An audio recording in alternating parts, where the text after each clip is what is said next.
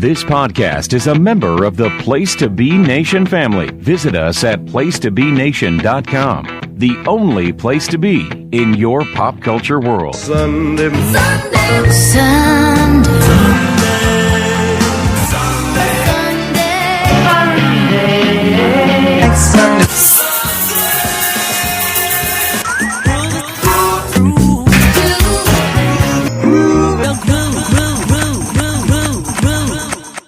I'm flying over backyards, country homes and ranches, watching life between the branches below. And it's hard to say who you are these days, but you run on anyway, don't you, baby? Welcome back to Sunday Groove, episode 19 on Place to Be Nation Pop. If this is your first listen, it's just simply a music show where I talk about a different thing each month, a different music topic, with usually a different guest. I'm always the host, David Sunday, and I just go to different people and get them on the episodes. So this episode, I'm bringing back someone that's been here several times. I think three times.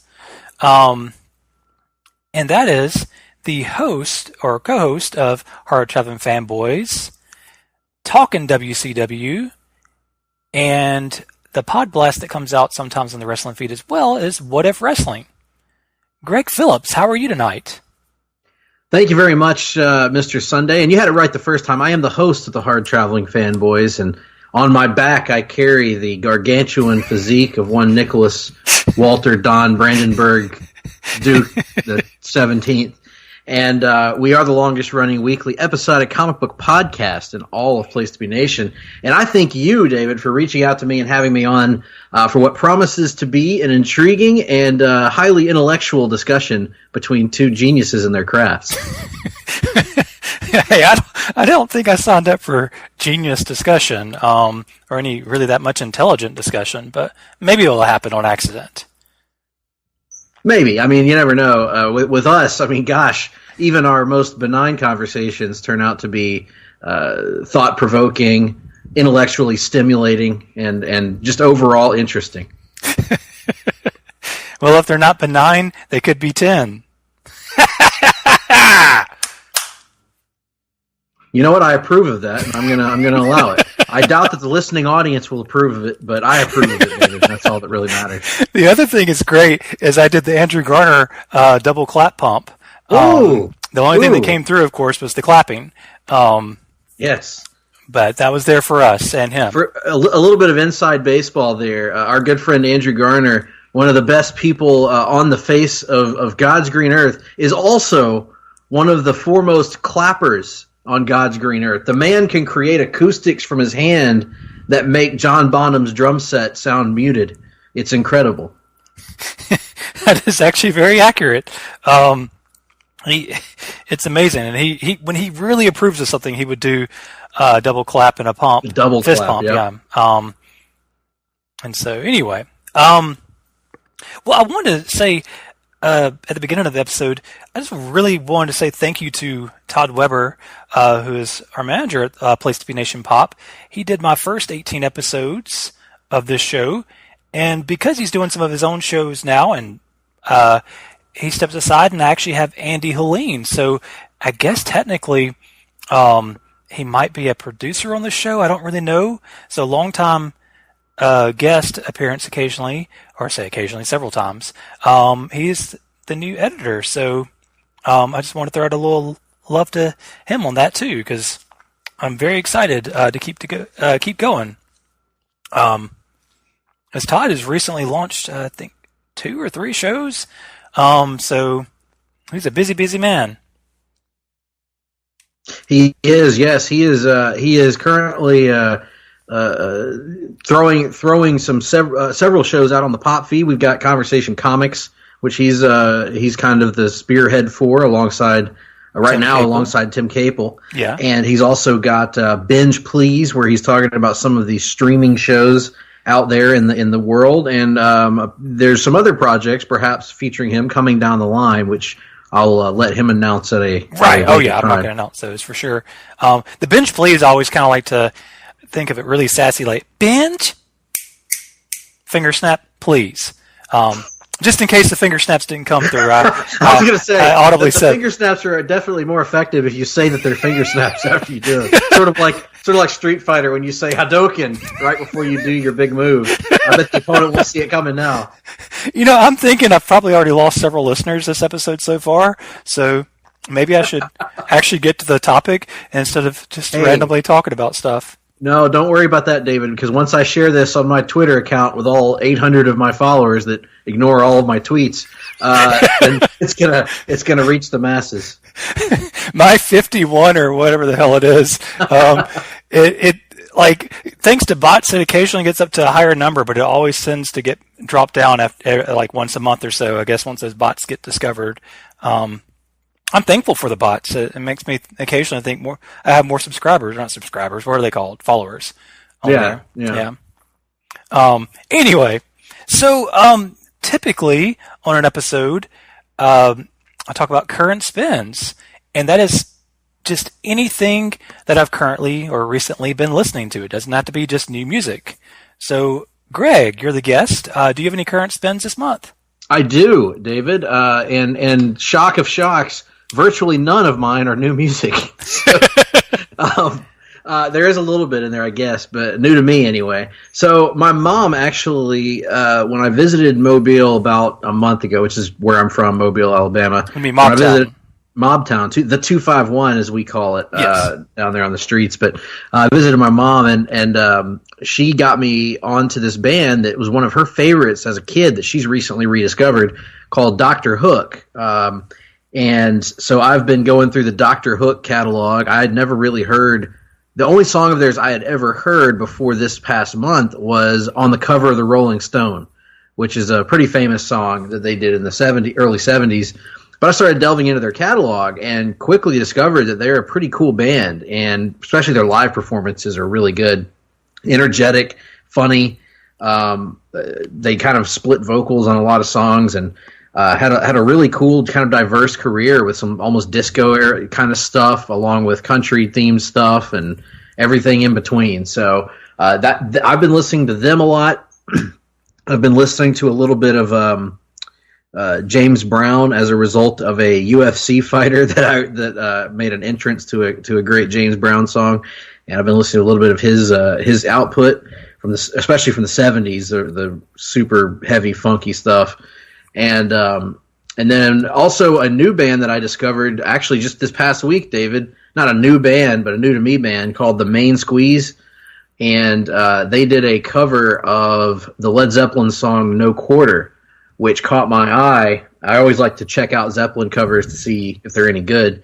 And this one was very good. In fact, I would go so far as to say it's one of the best Zeppelin covers that I've ever heard. And it was so good that I saw another one of their covers that was trending, which people were talking about, which was a cover of Pink Floyd's Have a Cigar. Yes. And I listened to that one. I was blown away by it. Dude, so good. The guitar solo at the end was just face-meltingly good. And then I listened to some of their original stuff. And that they have they're big on the tour circuit mainly. They do a lot of festivals and stuff. But they have some original songs that are really good, really creative.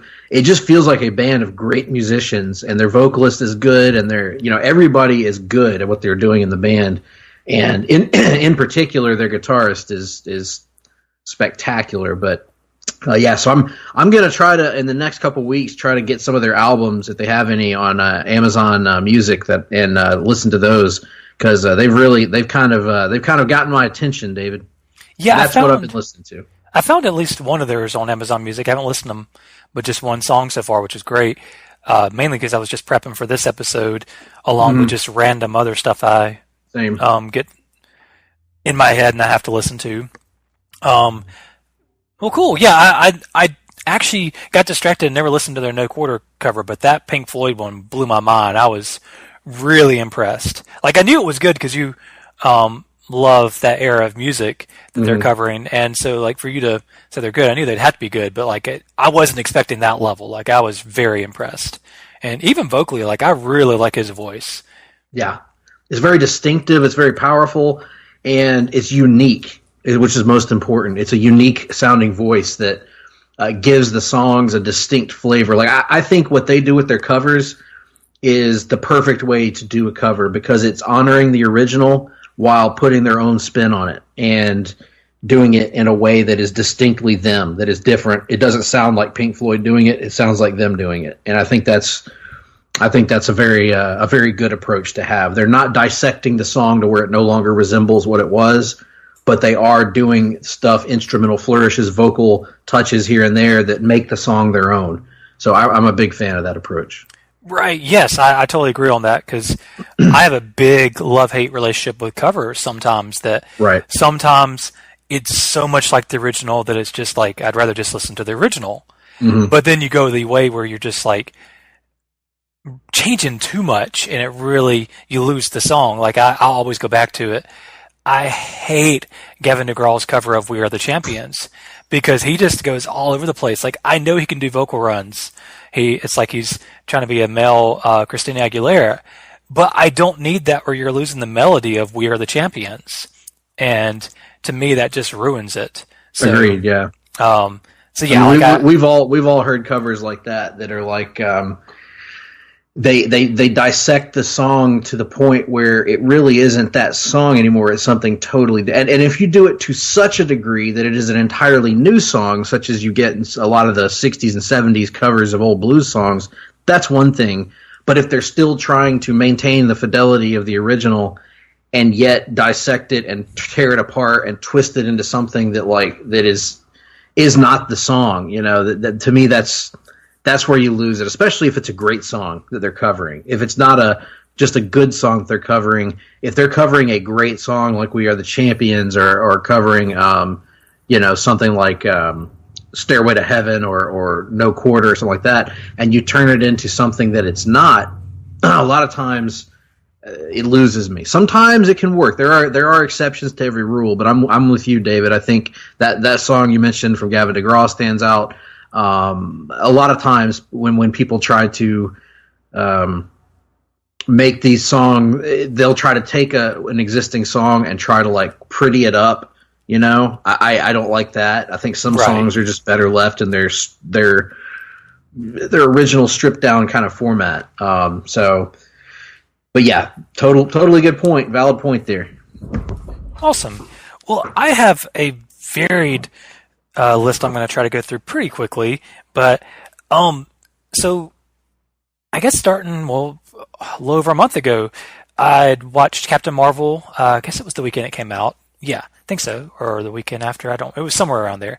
I loved its soundtrack, but I also rewatched the movie Tag, and it has a lot of fun hip hop within the soundtrack, and it just kind of reintroduced me to one song that I hadn't thought of in a long time, and that's Boyz II Men, Motown Philly. That was a lot of fun. It was really cool coming back to that one. But it introduced me to two songs I don't think I'd ever heard. And that was a song called Runnin', and that's by The Far Side, and that's Pharcyde, Far Side. It's just a fun rap song. Never heard of them before, but it stood out in the movie to me. And made me check out the song later. And then also a song by the Beastie Boys off of Paul's Boutique album called Shake Your Rump. And it is just a lot of fun. Like especially once it gets like a minute or so in, like it's just got a really cool bass groove and stuff going on underneath the rapping that I love it. The sampling is so incredible on that album. They went really sample crazy on it. It's really cool. So yeah, obviously a lot of people have already talked about Captain Marvel soundtrack. It was great, but Tag, it's a funny movie. If you hadn't seen it, it's on HBO Go right now. And I like the soundtrack. It's fun. It's a very fun, different type of movie. And for a modern comedy, it actually hits, way better than a lot of them, dude, for me. I'm a comedy connoisseur. guess that's what I'd say if I'm trying to sound pretentious. But like, I love comedy. It's my favorite thing out there. Like it's, so I watch a bunch of crap. And so when I see one that actually works, I really gravitate to it and watch it over and over. And it really pulled off some cool action as well. And that was pretty impressive. So anyway, but I have some actual current stuff that I wanted to mention real quick. And this one really caught me off guard this week. One of the Facebook groups I'm in, they share music, and a song called Purpose for Pain got featured in it this week, and it's by Mr. Scott Stapp. And I almost didn't listen to it because I expected it to be like a lot of his stuff. What's the name of it again? Purpose for Pain. Okay. Anyway, it's not groundbreaking, but I like it way better than a lot of the other stuff. It didn't feel as overly produced like some of the stuff on his second album. Like his second album did seem like they tried a little bit harder to not just be Creed. Like his first solo album just really tried to be Creed. His second one from several years ago was doing a little better, but it just felt like overly produced, and I don't know, I didn't like some of it for that reason. But this one I liked. I don't know. I'm still reserving judgment. I'm not getting like overly hyped for it because I know it could go anywhere. It could really just try to be nothing but Creed on the rest of the songs. But I liked it. The album comes out in July. I actually didn't write down the name of the album, but anyway, if you want to hear something different by him, try it out. Like it's definitely a rocker, but like I say, it was refreshing, and I'm hoping hopefully he's turned the corner in his personal life. Yes, the interviews I've been reading with him, there were several released this week along with that song. Sounds like he's back to where he was at the beginning of the Full Circle. What's the name of the one in 2009? Yes, that was the Creed album. Yeah, the one that he came back for, like right when they were getting started, where he was. I think he quickly reverted back to a lot of his old habits. After that, just hearing stories from Tremonti. But I think as far as emotionally and maturity-wise, at this moment, he's there. And if he is completely clean like he says he is, then, more power to him. I hope success for him. Because I know there was a lot happened between then and now. So anyway, definitely not trying to talk bad about Scott Stapp. I love early Creed, but there's definitely some problems emotionally and personality wise with him at times. Yeah, but yeah, I'm with you. I enjoyed their last album, the last Creed album. I thought it was good record, and I thought it was a little bit somewhat unfortunate that even though I prefer Alter Bridge, it was somewhat unfortunate that things broke up with them. But I'm glad if he's getting it turned around in his personal life, that's a good thing. Right. Yeah, if he keeps it like that, I would be up for a Creed reunion eventually, as long as it doesn't interfere. I think it'd have to be way down the line, just because all the members have so much stuff going on. Right. But I think it could be cool, because I really enjoyed seeing it in 2010, I think it was. I called a show on it, and it was really good. So anyway, but some other new music real quick. There's an artist, her name is Hannah Anderson, but she goes by Sister now when she records, and she has a fun song called Love Me Right. It's got a really cool groove, and she's got a good voice. So if you're interested in that, check that out. And then one last surprise. I had no clue that this was ever going to happen again, because Jack White has a pretty strong personality and also does like a million projects. So I didn't know this was ever going to happen again, but apparently the Raconteurs are back together. And they have a new album coming out on June 21st of 2019, this year. Duh. But it's one song called Sunday Driver, which is incredible. I love it. So very good rocker. And then a little more of a mellow one, Now That You're Gone. Both of them are available to listen right now. Like I said, the album comes out in June, so I'm sure at least one or two more songs will come before then. But very excited for that. I know I didn't get the first album when it came out, but the second one I got pretty quick when it came out and got really into it, and it got me really in maybe a Jack White fan. So was very happy to see that, because I not to be ugly or whatever, but I definitely prefer this over the Dead Weather, one of his supergroup things he did. I like this one a lot better. Yeah, one of my biggest memories of the Raconteurs, I remember that album, their first album that came out with was really good, and I remember they were on Jules Holland, who does a music show on some network, and out of England, and I remember for some reason this is the one thing that sticks out in my mind every time I think about them is Jules Holland introducing them as the Raconteurs.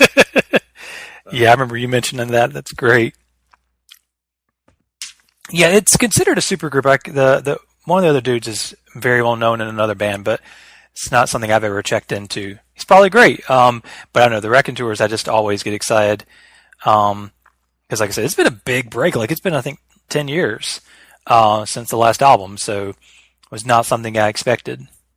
Typically, if you're going for 10 years, there's probably some reason. But maybe not. Maybe they were just busy with side projects. I know he's done at least a couple solo albums. He did the Dead Weather. I don't know if there's been any White Stripes reunions along the way or not, but could have been. So anyway, that was just that literally I just discovered like maybe Thursday or so, both the Scott Stapp and the Raconteurs thing. So that was all new information to me. But anyway, that's longer than I meant to talk about during Current Spins, but I just had more this month than sometimes. So Greg and I started spitballing probably 2 months ago, I think, maybe a month ago, I don't remember, of just some possible ideas we could do for future episodes, or just that he was mentioning just if I wanted to use with different guests or whatever. And one that stood out to me, and I could see him light up a little bit with it, was the concept of hidden gems. And I'm not sure what his finished product will be with it, but I know most of mine, I think actually all of mine, are established artists, but it's an album by them that I don't think gets as much love as it should. Or maybe it does and I'm just not aware of it, and I want to point it back out to people, because the thing with established artists is that they have a lot of stuff out there. Some things are going to get more attention than others, and some might get completely overlooked. So, yeah, it's a pretty simple concept. Is that kind of where you went with it, or did you go somewhere different? Sort of like that. Where I went with it was really albums that I felt are overlooked historically, looking back on it, and in some cases these are very well known artists. I think I've got one or two examples in here of lesser known artists. Okay. That might have a classic album in there that people need to check out. But a lot of times it's just an album that maybe if you look back on the history of this individual artist, you might overlook it in their pantheon. You might, think to their classic albums, and you wouldn't necessarily pick this one out as one of their best. And so, there's one case in particular where it certainly isn't one of their best albums, but it's still an album that's worth listening to. And so that's kind of where I went with it, is stuff that I feel like people might overlook, and if they give it a chance, they're going to find some stuff on there that might be some eye-opening or ear-opening type music for them. Nice. Okay, sounds like we're pretty much on the same page. I know I'd done a similar concept a little over a year ago, but I went way more obscure with it that time and just went with like artists that was most of mine that probably hadn't been heard of. So Greg, what is the first one you want to talk about? Well, to start things off on my rather eclectic mix, I've got a very, very diverse list in terms of genres and musical stylings. The first one that I'm going to start with comes from that lesser-known artist I was referring to, and he's a country artist by the name of Jamey Johnson. Oh, okay. He is, and the album, to get that out of the way, the album that is here on my list is called That Lonesome Song. It came out August 5th, 2008. This was his second album at a major label, and it's kind of an interesting departure from his first album. Jamey Johnson, for those that don't know who he is, he's a big, chunky guy with a long beard who has aged a lot in his time in the music business. but he's also one of the very few people fighting and hanging on to real country music in Nashville. So take the sound that you might hear flipping through the radio station right now, whether you're a country fan or not. You might be flipping the radio station and you might hear a certain weird synthesizers with fiddles sound coming from your speakers, whether that be from the likes of Luke Bryan, whether that be from whoever the flavor of the day is in country music. Well, just take that and throw it in the trash, because this is completely different from that. This is, and that's nothing against people that like that kind of music, because I think even those people will enjoy this. This is a throwback album. This is an album that sounds like it could have been written by Waylon Jennings in the 70s. It sounds like it could have been written by Randy Travis in the 80s. It is a throwback country music sound from a guy in Jamey Johnson who is a throwback country music artist. He's a great guitar player, one of the best in Nashville, and also hails from my home state of Alabama. So in our home state of Alabama. So that's pretty cool. He's from Enterprise, actually. Yeah, I just saw that. And he's such a talented artist. He's got this kind of baritone voice on him and has a twang in his voice, but it's not this fake put on twang.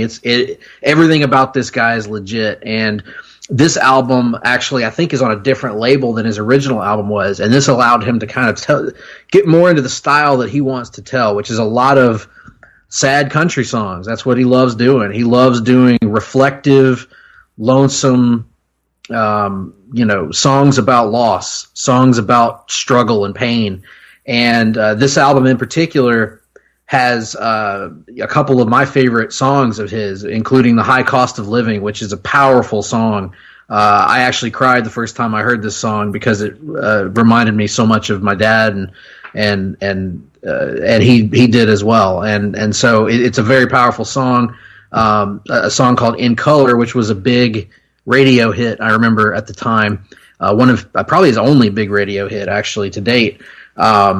And that's a good song as well. And then Between Jennings and Jones is another one of my favorite songs of his that just demonstrates his clever songwriting and storytelling that he has in his songs. Storytelling is the key to country music, and Jamey Johnson is probably the best modern country music storyteller that I've heard. At least he's in that discussion along with Chris Stapleton and a few others.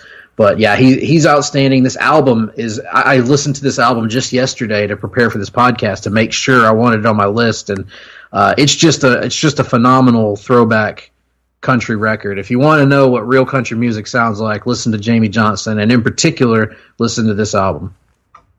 Nice. Yeah, he's one that I keep meaning to listen to more. I've heard a couple songs off this album and love them, but he's just not somebody I think of very often, sadly. I know I've considered seeing him in concert and will probably one day, just because I do like his style a lot. I love either 90s country or like outlaw country. That's pretty much what I get into as far as country goes. I remember he randomly played at a Lit concert I went to back in like 2013 or so, because he'd become friends with Lit, because the guitarist went from Lit, played in Nashville a little bit, like prior around that time. And apparently now they're kind of doing country-ish songs now themselves. But anyway, I just remember it was hilarious. Like, they're playing this concert and they're like, hey, we're going to invite one of our friends from Nashville to come out. And I definitely did not expect it to be Jamey Johnson. This guy with a huge beard, long hair, and a cowboy hat probably, and come out on stage with Lit. Definitely not what I expected. But yeah, he's a really cool musician. I need to check out more. And it's you mentioned he's not one that you think of a lot. And I think one of the reasons for that is he's kind of overlooked by the industry, because I believe he hasn't had a full-length record since 2010. He had a little Christmas album that he did in like 2012 or 13, but he hasn't had like a true studio album since like 2010. And he makes most of his money by songwriting and by playing in concerts. So, it's kind of unfortunate that this is a guy that has not found a level of sustainability with his records that he has with his live performances. But, that's just the way things, how trends work in music. So, I think his shows tend to sell out, if I remember correctly, because I want to say he played at the Lake Wetumpka Casino and that sold out, I'm pretty sure. And I think the one in Montgomery might have sold out one time when he played. So at the Impact, Montgomery Performing Arts. So I'm going to catch him one of these days. But I want to throw out some attention real quick to apparently there's a writer on one of these songs for The Door Is Always Open, the name Dickie Lee. Now, do you think that could be a guy responsible for the song Dickie Ride that I remember bringing to y'all's attention probably several months ago or a year ago? You know, it's possible, but then if you click on his Wikipedia page and you look at the guy, I can't see that guy writing the song Dickie Ride. Hold on. He looks like a shaved Burt Reynolds. He does. That's exactly what I just thought. But in all seriousness, apparently the dude from Lit was there even sooner because he helped write a song on this album. Jeremy Popoff is the guy's name, the guitarist from Lit. So yeah, apparently no wonder. Down the Roses, yeah. No wonder. Okay, I couldn't remember the timeline very well when they had that concert. So yeah, that's pretty cool. But in all seriousness, what I've heard of Jimmy Johnson's awesome. He's one of those I need to go back to. I know there's some not as gonna just do the generic modern country sound. Someone like Chris Stapleton, he's had a lot of success, and I guess he is a little more mainstream than Jamie Johnson, but he's still not what I would consider, mainstream country of like. And as much as I love Jamie Johnson, Chris Stapleton is able to cross over because of his incredible voice. So that is true. That's one thing I wasn't thinking about. His voice is better. He's got a voice. He's got a voice that is unmatched in country music. So that'll go a long way. Yeah, I guess that is part of the reason why he's had more success. But I guess I just mentioned him just because I think of them in the same sentence just because they don't seem to just give in to the trends and just be the Florida Georgia Line or the bands like that are the type of country that I can't do. So neither can I. I've been listening to country music my whole life, but I'm the same way. Right. Anybody that's listened to episodes of my show, pretty much the only country that's been mentioned on the show with anything positive has been Garth Brooks, Lindy Ortega, and Chris Stapleton. That's pretty much who I've talked about because that's the style of country I like. When we first mentioned this topic, this album immediately came to mind. It is an artist that I've talked about extensively a year and a half ago. But if I mentioned this album, it was such a brief mention that I really wanted to put it on this list because it belongs on this list. And that is Tom Petty's album, Highway Companion. Yes. From 2006. Yes. This is technically his third solo album. And I say technically just because it's funny to me that he always brings in the Heartbreakers, at least some, when recording the solo ones. I think there's different songwriting styles and different ways he approaches the songs. That's why he doesn't consider them Heartbreaker albums. But like sometimes, like his first two big albums that were great, they still at moments it sounded just like a Heartbreaker album, like at least a couple songs. Yep. This one doesn't. This one sounds so different. And I love the Heartbreakers. Obviously, I wouldn't have done a whole episode if I didn't. But it was really cool that it was so different than his album Full Moon Fever from 1989 and so different from Wildflowers from 94. It doesn't have any huge hits such as Running Down a Dream, Free Fallin', or You Don't Know How It Feels. But it has great songwriting and great storytelling. Like some of the songs do feel country, even though they really aren't, but they kind of have that feel in the style, the way he does his lyrics. And I guess he's kind of always had that on some songs, but I don't know, it really shines on this album. It starts great with a song like Saving Grace, which is actually, unless I change my mind between now and when this comes out, it will be the opening song to this episode. So if you like the song that opened this episode, that's Saving Grace by Tom Petty. Great song. Yeah, it's great opener. Oh my gosh. Yeah, I'd forgotten how awesome that song was. I was skipping to some of the other ones that stay stuck in my head from this album. And I kind of overlooked that one sometimes. And I was just like trying to figure out a song that gets to a great groove very quickly. That just became the no-brainer. But the first song I ever heard off this album was Square One. It was on the Elizabethtown soundtrack, and I fell in love with it. It's just a little acoustic song but it's so powerful and emotional, I think. I know you love Elizabeth Town soundtrack too, right? Oh yes, always have. Yeah. Yep. So that's when I first heard of that song, and then later I was able to listen to this album by getting a hold of it through Greg, like I borrowed his copy. But let's see, I have a few more notes, or maybe I don't have more notes on this. Okay. Song. Oh man, like I like every song on this album. I'm just realizing. Flirting with Time is great. Down South is great. The lyrics to that one are fun to me too. I think that's the one that he also is poetic and everything. Even like references Samuel Clemens, I think at some point. Or Yes, Clemens. Samuel Clemens. Yep. Yeah. AKA Mark Twain. Yeah.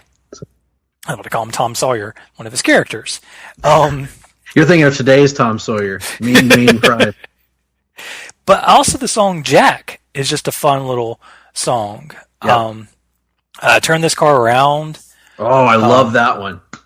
Yeah, it's got a very like slow grind feel to it, and I don't mean grind in a bad way. Like it's more slow moving than a lot of his stuff, but it's so worth it. Then it goes to really energetic with Turn This Car Around and Big Weekend. Got some really big guitar riffs on that at times, and I'm sure it's Mike Campbell. I know he always helps him out from the Heartbreakers, but I don't know, like in the Heartbreakers, there's always like this driving bass line that is it's just a bass guitar fill and drums that for like every Heartbreaker album. This does not have that, and where like I said, I love it in the Heartbreakers. It was fun to have that different feel. Damaged by Love. It's kind of a depressing but sweet song. I love it. Night Driver. I mean, I'm just naming every track on this. It's really good. Like I really couldn't just narrow down just 2 tracks to talk about or 3 tracks. I just love it. And I really do think it's overlooked because like it doesn't have any huge hits like his first 2 ones did. But it is one that I mainly listen to on road trips. And I always am glad I choose it whenever I, put it in for road trips. Yeah, it's appropriate. That's what I was going to say. My main contribution here is it's appropriate that this album is called Highway Companion, is it not? Oh, of course. Because it really is a highway companion for you. It's a song. I remember getting this album when I was working for the school newspaper in college, the Tripolitan at Troy University. Cheap plug there. And I remember getting this album when I was there, and I may have even written a review in the paper. But it was it blew me away. It really blew me away, and for many reasons. But the fact that this was a solo record by Tom Petty that has so many great rockin' tunes. I remember this was my soundtrack to so many road trips towards my last year or 2 of college, and in particular, Saving Grace. Square One is a great song. Square One.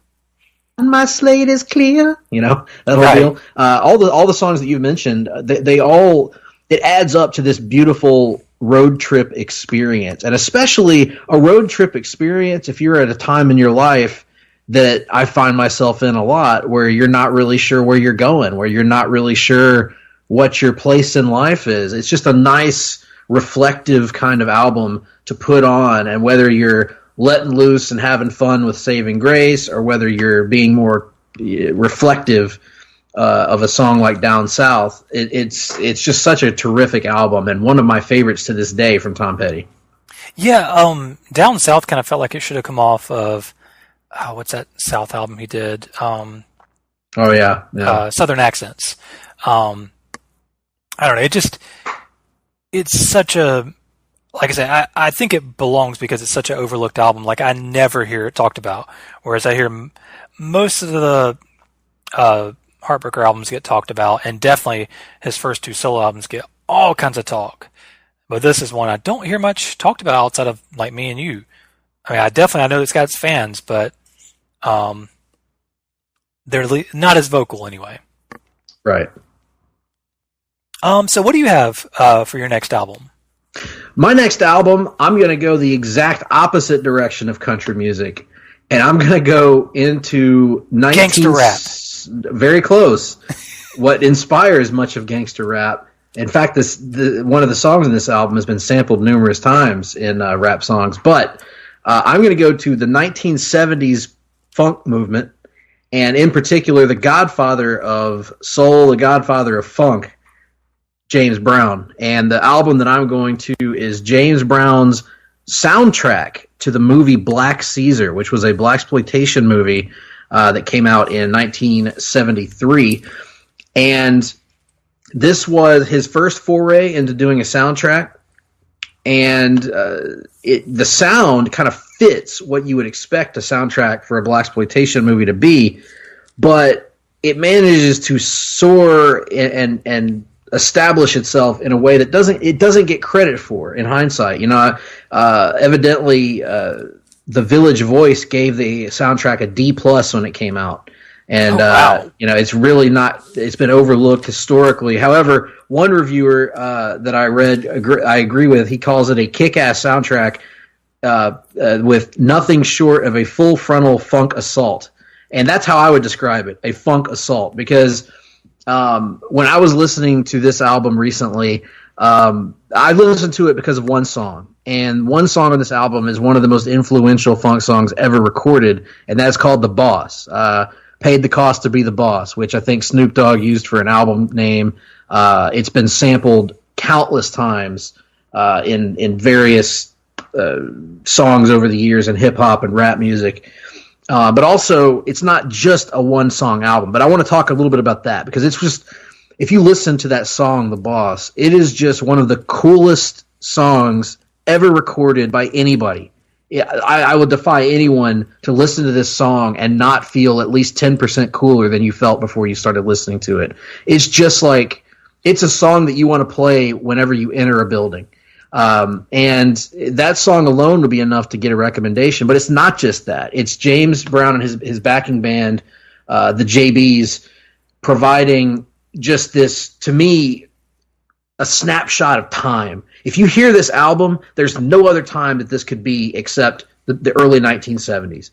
You instantly think 70s. You instantly think Harlem. You instantly think a movie like, you think of a movie like Shaft, or a movie like this movie, Black Caesar.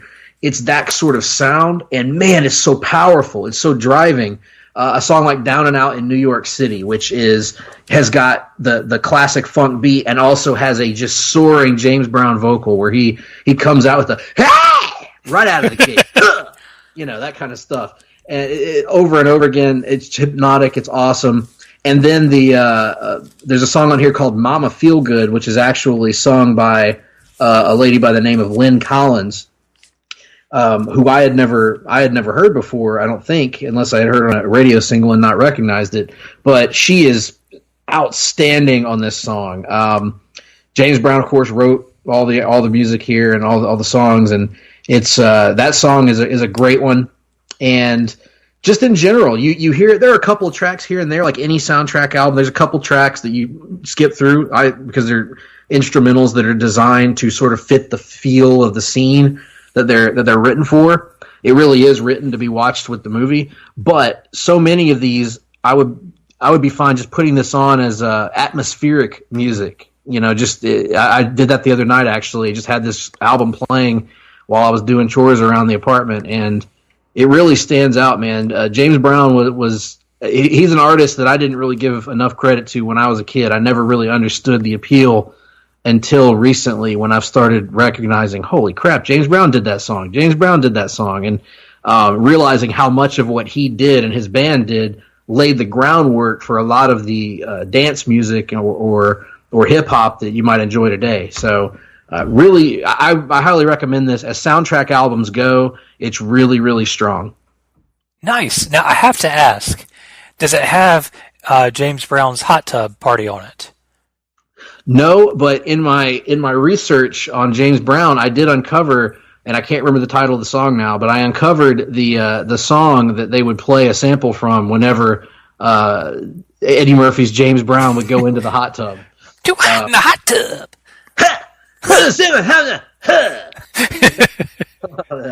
Yeah, so good, man. Such a great artist, and this is an album that, this is kind of what I was alluding to before, that this is not one of his best albums. This is not something that would go down as a top 5 or probably even 10 James Brown album, but it's a really good one. And for a guy that cut that many records, I would definitely put this in the top half that I've heard anyway. Is he still alive? No, he passed away a few years ago. Actually, he passed away a decade ago. He passed away in 2006. I was off by a lot. But, yeah. He passed away in 2006, age 73. Oh, wow. Okay. I didn't realize he was that old when he died. Well, because I didn't realize he was dead. I thought he was, but I wasn't 100% sure. He's one of those artists that I know has influenced a lot of people, and I've appreciated it. It's one of those many bands and artists that I don't think to listen to, but I know I'll probably enjoy if I do. Because you know me, I love a good funk groove, and I know a lot of his stuff was like that. Oh yeah, and he had over like 50 albums to his name, I think. So there's plenty of catalog to go through. Nice. Well, my next one I'm going to talk about is one that just literally came to me yesterday. It's one that I've thought didn't get a lot of attention when it came out. It might have, but not that I'm aware of. I definitely know whenever I hear this artist talked about, it's mainly for stuff off his first album. But that is an artist, Gary Clark Jr. His second album, Sonny Boy Slim. I wanted to come put it on this, on this list because I think it was pretty overlooked because it didn't do exactly what his first album did, which was really show his blues kicks, and his ability to. Like, the first album had a bunch of other stuff on there too. It kind of showcases a lot of different styles he can do. But still, what got noticed off that first album were his blues songs. And I know I heard him talk in a recent interview that, like, honestly, why he's to the level of success he has now is because of his live albums. And a lot of that comes down to his jam songs, wherever he'll bring in some old blues licks and parts and mix it in with his own songs. It just seems like because he's such a guitar virtuoso, that's what people expect from him. They don't just expect the more soulful sound of him. And that's what this album did. This album, it felt like I'm not going to say completely avoided blues, but it definitely felt like he did not either feel inspired to do blues on this album as much or really wanted to show, hey, I can do something else. So this one's a lot more soulful, brings some all kinds of stuff I can't even think of other than classic R&B sound on these songs. But it's got a lot of good stuff on there, like "Stay With Me." It's a good kind of soulful song. I'm butchering some of the names, but there's some other good songs on there. "Grinder," "Hold On," "Cold Blooded." All those are great. But I don't know. This album, it's never going to be When the Train Comes In, like off his first album. Like, that is the one I think everybody thinks of, that and a couple others. But it's so strong. And actually, you'll probably hear a snippet from the song "Shake," which is just like an old nitty-gritty blues song. Probably is going to be my middle song right before this comes back from a break. This album is one I listened to when it came out. I liked it, but then I kind of put it aside because I think it wasn't what I expected. But after listening to the new one, I wanted to go back to his other stuff and kind of give all of it a listen. And I'd appreciate it more. There's a good song on here. "Our Love" is really good too. So yeah, pretty much so much on this is good. It's interesting, David, because you put this on there, because I remember when I haven't listened to it, I don't think, or at least I haven't listened to it in a while. But I remember when it came out, you weren't a huge fan of it, right? No, not at the time. But then, like, probably a year or so later, it became an album I would throw on and sing along with, because I found some recordings of me adding some extra harmony and some hype man moments into some of the songs. So it's kind of one that's grown on me over time. It wasn't as straightforward rock as the first one. And like I say, the first one, Black and Blue, to be fair, has a lot of other stuff on there. And I know the one that won a Grammy off his first album wasn't all bluesy. It was, come on. Please Come Home, I want to say, which is falsetto singing. So anyway, yeah, he's a very impressive artist, and like I said, even myself, I kind of overlooked this album when it came out. I bought it the day it came out, listened to it, but it just kind of took a little while to grow on me, but I now appreciate it a lot more. I think because I can kind of hear some of its influence on the new album, because the new album, he did even more of the same with, not say more of the same, more of the, I'm showing you I can do all kinds of stuff. Like, there's definitely some blues songs on it, but I know an interview I heard him talk about that wasn't even like what he originally imagined. Like, he did, like, I want to say some like punk music at some points in bands. He did like a kind of Boys to Men kind of thing some point in his childhood. Like, he didn't really know musically where he was going to go originally. He kind of got in on the blues thing just because of that's what got him noticed, and that's what got him invited out on tour. So he loves all styles of music, and it was just kind of funny to hear even today him talk about how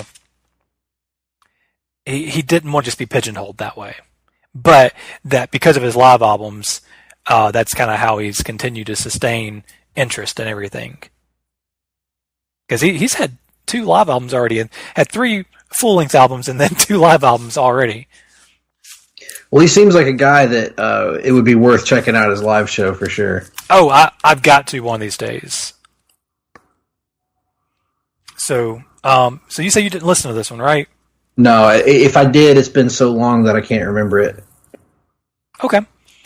Well, I think right now would be a good time to take a quick break, and when we come back, we'll have 3 more albums each, and let you know what's going on the pop feed and the wrestling feed. Promotional consideration paid for by the following. Place to Be Nations, JT Rosero and Chad Campbell here. We want to let you know that we have over 24 podcasts available on iTunes, Stitcher, Google Play, and PlaceToBeNation.com. We now offer them to you on 2 great feeds. On the Place to Be Nation Wrestling feed, we dive into topics running the gamut from today's WWE to the glory days of yesteryear and the ins and outs of the territory days. In addition to our full-length shows, we also deliver to you special pod blasts on topics old and new. The Place to Be Nation pop feed is a veritable treasure trove of great content. Offer tremendous shows covering the land of movies, television, life, comics, and sports, brought to you by the most knowledgeable and insightful folks in the podcast world. You can find all these great shows, plus archives of our past podcasts from over the past 8 years as well by subscribing to both feeds on iTunes. And while you're there, be sure to rate and leave feedback as well. All of these shows, plus others, available on PlaceToBeNation.com, where we cover pro wrestling, sports, movies, comics, plus in-depth search projects, and much more. Be sure to support our site by using www.PlaceToBeNation.com/Amazon when doing your online shopping. We want to thank our friends at Boneheads, Wing Bar, ProWrestlingOnly.com, and TheHistoryOfWrestling.com as well. Be sure to follow us on Facebook, Twitter, Instagram, and Tumblr. PlaceToBeNation.com, the only place to be in your pop culture world. Don't stop, baby, shake it loose.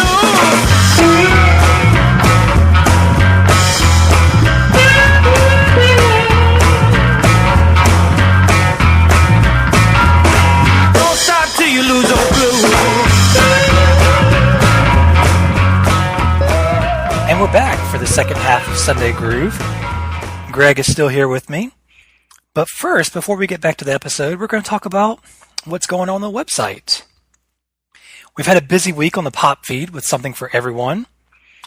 Russell and Sam dish about the classic Empire Records and a new 90s to Nothing. That is actually one that I started listening to, but because I'd forgotten so much about the movie, I had to go back and listen. Wanted to rewatch the movie because I was like hearing him talk about stuff, and I'm like, I don't remember that character, and I don't really remember it that well. So it's kind of one of those that I paused and went back to the movie. So I recommend that. Definitely wouldn't get as much out of it if you had not familiar with the movie. All I have been reminded of about that movie is Liv Tyler. Oh my goodness, dude! Renee Zellweger too. There's a scene in there that she's only wearing a apron and some panties, and I was like, wow, okay. I normally don't. I mean, I find her cute, but she's no Liv Tyler. But that movie, she's definitely peak. Man, now I just want to watch the Crazy music video over and over again by Aerosmith, because man, that and Alicia Silverstone, who is not in Empire Records, but should be. And who can forget about Anthony LaPaglia? The legend himself. Or Ethan Embry. Woo! That's a handsome feller. Oh, he was such an icon of pop culture for a very brief period of time. Yes, I'd forgotten about him actually until their episode a few months back when they did Can't Hardly Wait, and I was just like, man, he really was in everything, because he was in That Thing You Do, and he was in this, and anyway. So then we got this month's Talkin' Pop with Jenny and Tim. They welcome in JT Rosero to relive the magic of WrestleMania weekend in New York City. Pick up the pace. Thank you for getting that reference. That's the only reason why I did that voice. Then we got Ben Morse and Russell Sellers, where they talk the first half of 1970 in a new Marvel Age masterclass. I will be getting to that soon. Hopefully, I'm catching up on Marvel Age right now. Then we got Adam and Andrew. They deliver an in-depth playoff previews on a dual offering of the NBA Team podcast. And I get winded, so that's why there was that weird pause there. Anybody that knows me in personal life knows that I do that in real life as well. I'll probably do it on my podcast and don't notice it most of the time. But yes, I don't know when to take a breath. Then we got Todd Weber and Tim Capel as they look at the Uncanny X-Men number 136, plus much more in a latest episode of Conversation Comics. It's a fun show that if you've never listened to it, be prepared to hear a lot of stuff that is about comics and a lot of stuff that's kind of all over the place. They have some very interesting conversations that go off the rails in all the perfect ways. Absolutely. Totally agreed. Then we have the Hard Traveling Fanboys, where they had reviewed Shazam, but since then, there's also been another Hard Traveling Fanboys episode drop. And remind me what that was on, Greg? I know it just came out, I think, yesterday.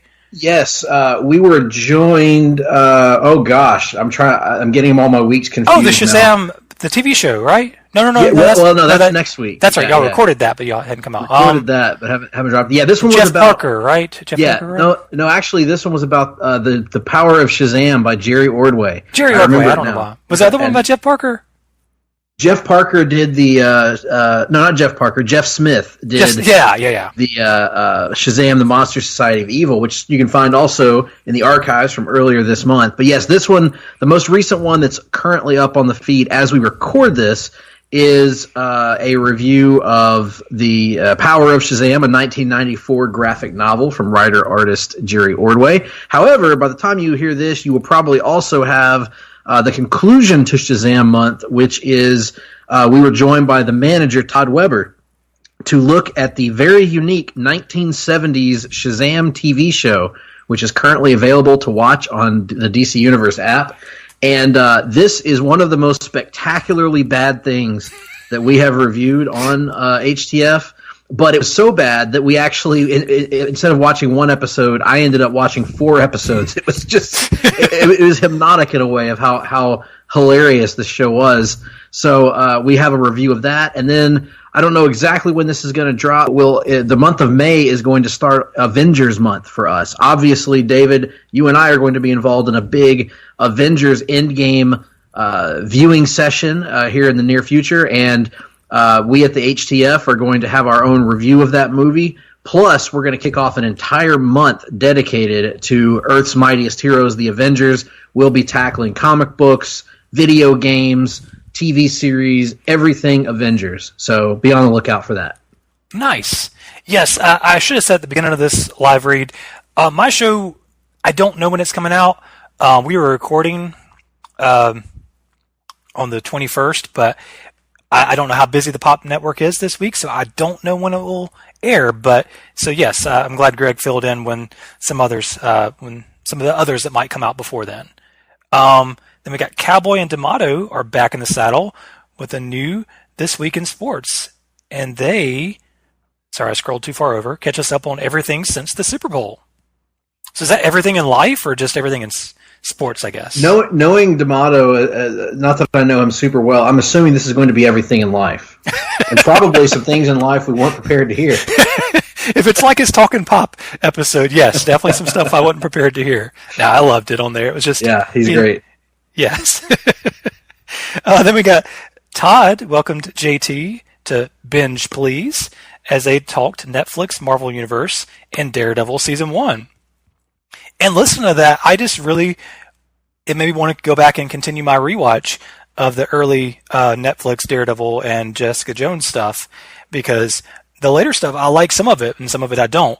So I don't know, it just kind of was reminding me of stuff from the first couple of seasons of those shows that I loved. Mainly the first season of Daredevil and the first season of Jessica Jones. Because JT had watched a lot of them in a very compressed time frame, so that we're all just kind of running together in his head. And so, anyway, very enjoyable show. And then we got Todd also he's joining Andy to talk Swingers in the 3rd episode of Laugh-In Theater. And a new contest is being held over on Looking Forward, Looking Back. They'll be doing a summer movie wager based on how well you think you can predict how well this summer's movies will do at the domestic box office. What you need to do is pick the top 10 movies in order of how you think they will finish in domestic box office gross. You will also need to include 3 wildcard picks, as well as which movie you think will be the biggest bomb of the summer. And imagine they mean bomb is not doing well, not the bomb, the kids in the 90s or whenever that was said.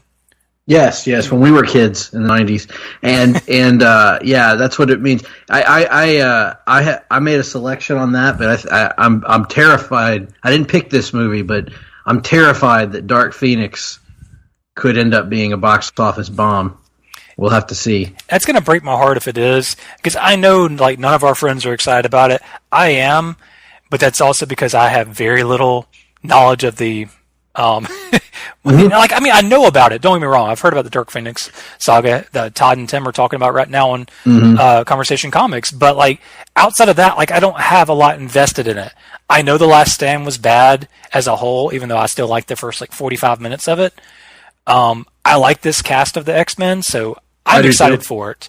I'm actually probably of our friend. It's weird that I'm not more excited for this because I actually liked Apocalypse. I'm pretty much one of the few people I know that actually liked Apocalypse. I'm much higher on the X-Men movies in general than a lot of our friends group is, but I don't know, something about this one's just it's got me worried, and I hope that they can pull it off because I actually enjoyed it. I don't think Apocalypse is great, and it probably is not going to hold up to multiple rewatches. But I liked it in the theater, and I really like Days of Future Past, so I'm hoping they can pull off a good movie here. Yeah, First Class and Days of Future Past were both incredible. I liked them both a lot. Days is the stronger of the two, but still. Apocalypse has a lot of fun moments, and the deleted, or might be just extended in the deleted scenes, but the mall scene that got cut from the movie is so much fun, of just the new X-Men that joined up, going and just having fun at the mall, and just, of course, hijinks happen. That totally should have been in the movie. I've got to watch that version. Yeah, I've got to watch that version. That and the road cut of Days of Future Past I've never seen. So. Yes, I still need to see that, too. You can borrow my copy of Apocalypse. That scene's in there. I very much appreciated that scene and thought it should have been there, because I felt like towards the end it just kind of got into the superhero kind of bunch of stuff happening and just kind of all over the place CGI, where it looked fine, but it just, I don't know, it didn't stand out to me the same. But I'm excited for it. I've been an X-Men mark for quite some time. So anyway, so to finish up on that, you send your picks to Looking Forward, Looking Back, LFLBpop@gmail by Monday, April 22nd. So actually, you won't get a chance to do that. Never mind, I did not realize that. Okay, but that will be taking place. Any movie that is released after April 26th is eligible for the tally, and then on Labor Day. So anyway, that's going to be going on. If you haven't taken part in it, at least maybe you can access it and enjoy it. And follow along. Yes. Greg, do you mind talking about the wrestling feed a little bit? Absolutely not. Nothing brings me more pleasure in life than talking about wrestling, and other than watching wrestling. So in the premiere episode of, and I should mention this is over on the PTBN wrestling feed, of course. In the premiere episode of Making Towns with Friends, Steve and Rich explore what could have been if a Money in the Bank match had occurred at every WrestleMania since inception. In other words, what if a Money in the Bank match had occurred at every WrestleMania match since inception? Not the movie Inception, I was but about to ask. since the first WrestleMania. Interesting concept here. We'll see what they can pull out with there. I'm predicting a bunch of wins for Big John Studd. JT and Scott were joined by Todd Weber for episode number 517 of the Mothership, the Place to Be podcast. And they broke down the March 1989 MSG House show. This is Madison Square Garden. This is not what you might find in your Chinese food. I was about to say, I thought MSG was a bad thing. No, not in this case. In wrestling, it's a good thing, unless you're talking about 1989 house shows, typically. Those can be bad things. JT and Chad return with a new Wrestling Warzone as they finish off 1995, not with a whimper, but with a bang, talking about Starrcade 95, which was WCW versus New Japan Pro Wrestling in a tournament of sorts. So check out our social media pages and the message board at www.bigelow34, BIGELOW 34 at proboards.com for information on joining our greatest WWE wrestler ever PPV and TV match project. So we're trying to find the greatest pay-per-view and television wrestling matches in the history of WWE. For those of you that aren't wrestling fans, don't bother. But if you did watch wrestling when you were a kid or remember a lot of wrestling matches from when you were growing up, take part. It's a fun project. Join over at the message board, bigelow34.proboards.com.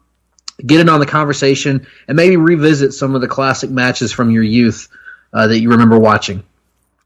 And be sure to check out PlaceToBeNation.com as things are getting back up and running there with plenty of projects and reviews to come. Content will be picking back up in the days and weeks ahead. And just to give folks a little heads up, Nick and I have another What If Wrestling already recorded in the can, and we have several other planned to record in the coming weeks. So look for those. Nice. Thanks for picking that up for me. I need to read next time not off of my phone. I'm going to have to actually have it on a different device because I was straining my eyes. Because if I had read all of it previously, I read a lot of it, but I did not notice that April 22nd cutoff, which is tomorrow. So I would have not read that whole paragraph. But that's okay. Like I said, I think that's now a fun contest. Now they have extra information about the contest. Right. So. Well, that is true. That is true. Yeah, earlier when you were mentioning the contest, I thought you were talking about the candy tournament that I know was just ended today. But Candy cane. I also noticed how I say tournament and how Andy Atherton and a lot of other people probably correctly say tournament. So that's been something How do you say tournament? I say it probably incorrectly, but tournament. Is it more of tournament or not tournament? That's butchered. But I always say tournament. I mean, okay. I mean that's just partly probably because we're in the South, but right. I think properly it would be tournament. Right. Tournament. But which is what I attempted to say the second time, and I butchered it. But tournament's fine. Tournament is how most people say it. So and speaking of things like turnips, they're pretty good sometimes. Turnips can be good. Turnips are good if you cook them the right way. Right. For those of you that don't live in the South, we got all kinds of greens. We got turnip greens, mustard greens. Why did you turn into Forrest Gump? Does he have a thing about that?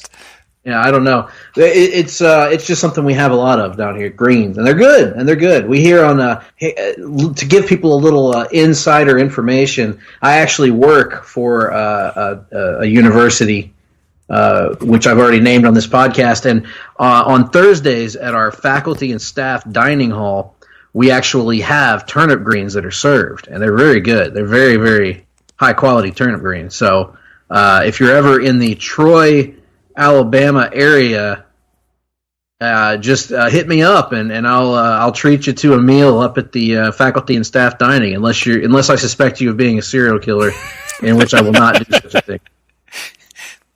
And speaking of other veggie things, I think you're not a fan. I like rutabagas. if they're seasoned right. I don't like rutabagas just from the jump because of the name. Because Right. I want to say rutabagas so bad. Yes. They are. Yeah. So, yeah. Yeah, and if they're seasoned right, like with a little bit of sweetness in there and then some good old fattening meat in there with it, like, some kind of pork, it's really, really tasty. I'd never really cared much for them until I had them at a good old Southern cooking place, and I'm now hooked on them. I'm hooked on a feeling. I was about to make that reference, so I'm glad our brains think similarly. Or it could mean they were about to have a stroke. I'm not really sure. But anyway, I guess we should get back to our hidden gems conversation. Sure. So, what would be your third one? Well, for my third selection on hidden gems, I'm going to yet another different style of music, and I'm going to another one of the all-time great artists. I'm going to Paul McCartnney, the legendary Paul McCartney. I think I've heard of him. Yes, he was one of the members of Wings. Perhaps you've heard of Wings. That's probably what he's best known for, I think. I've only heard of Things and Wangs. Well, that they probably got their name from McCartney's most famous band, Wings, which he founded in the 70s. And he also has a very long and lucrative and productive solo career with not countless, I mean, clearly they can be counted, but I don't have the number of solo albums. In addition, of course, being cheeky, to his work with the Beatles. Right. You think of the classic McCartney albums, I think people might think about his solo debut, McCartney. People might think of Ram. People might think of some of his Wings album. Of course, Band on the Run, probably his most famous record post-Beatles. But one that I think people kind of sleep on how good his modern output has been, with particularly his last couple records have been outstanding, Egypt Station and New. But the one that I'm drawing on today is another that I feel gets overlooked when people are looking at the canon of his great solo output. Because I would put this one up there with the best of his solo records, maybe right behind McCartney and New. And this is a record called Chaos and Creation in the Backyard. Ooh, okay. This came out in 2005 and marked a little bit of a departure for Paul, because this was a record that was produced by Nigel Godrich, who is a guy that has been a producer for Radiohead and Beck. And Paul, ever since pretty much he had started, had produced his own albums. I think George Martin produced a couple of his solo albums, but Paul, for the most part, is notorious for wanting control over his own music. So Right. he kind of went to an outside voice to put this record together and help him edit songs and fine tune these recordings to make the songs sound exactly like they needed to sound. And Paul actually credited Godrich for being honest with him. He said it's very rare for him to find a producer that has the courage to tell Paul McCartney when a song's not working.